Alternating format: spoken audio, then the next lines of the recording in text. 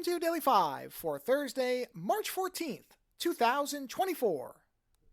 I was part of I was basically in the audience for a live stream the other day, and there were discussions on multiple different things. And at one point, it turned to something where there were some differing opinions on a popular person and how much credit for contributions to a certain company and products that they've made.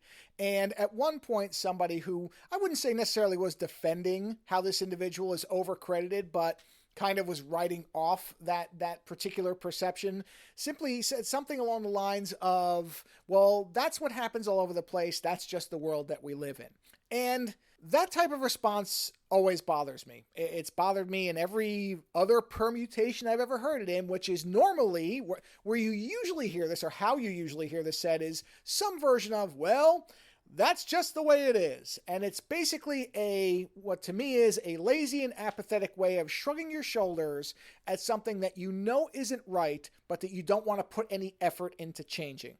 And the thing that makes this more and more bothersome to me as the years go by is not just because I've gotten older and I'm seeing more and more of these things that are not right and should not be the way that they are, although that is a part of it. But I think about the fact that when I was younger, trying to change certain things was forget even going back 50 years or further, trying to get people together to exert pressure for change used to require, basically an armed revolution, because there weren't other ways to organize. So you basically had to gather in secret, hope that nobody found you, and have weapons because there was no other way to get people to be aware of something going on. You would have to do something big and splashy and what would no doubt today be classified as terrorism, depending on what it was, in order to get people to see that something wasn't right. But that's not a requirement anymore. We have mechanisms of communication and interconnectivity and ways to organize that should make these things easier.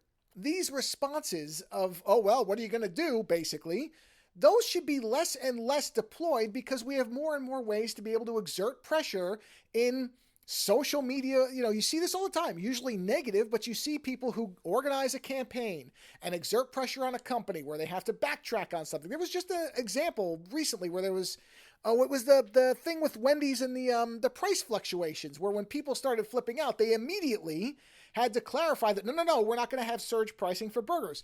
That's for cheeseburgers. And people being upset online was enough to get the company, true or not, to very quickly come out and say, no, this isn't happening. And I don't believe for a minute it wasn't going to happen. I think they saw the response and they backed off. Now, if people can do that for a cheeseburger, then why is it that we accept so many larger injustices and we let things go and we see behaviors and we just accept them when we can organize and stop these things? Not to mention, of course, in the United States, and this obviously doesn't apply everywhere, but there are mechanisms to stop things that we don't think are right.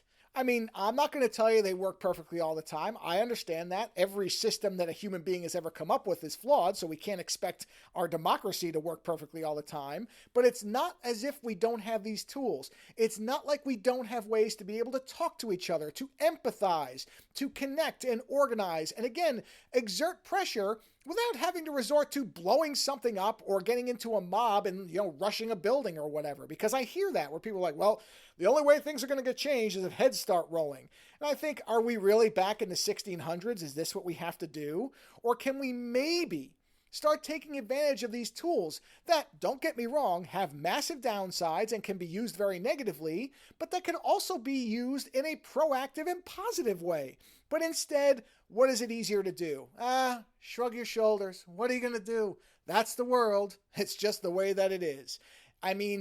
It should tell you something that these same phrases have been used all throughout history to excuse things that people know aren't right. The difference is, like I said, there are fewer and fewer shields to hide behind where those type of excuses work, at least for me. Like I said, you can't tell me that we can't start fixing some of these things. Not everything.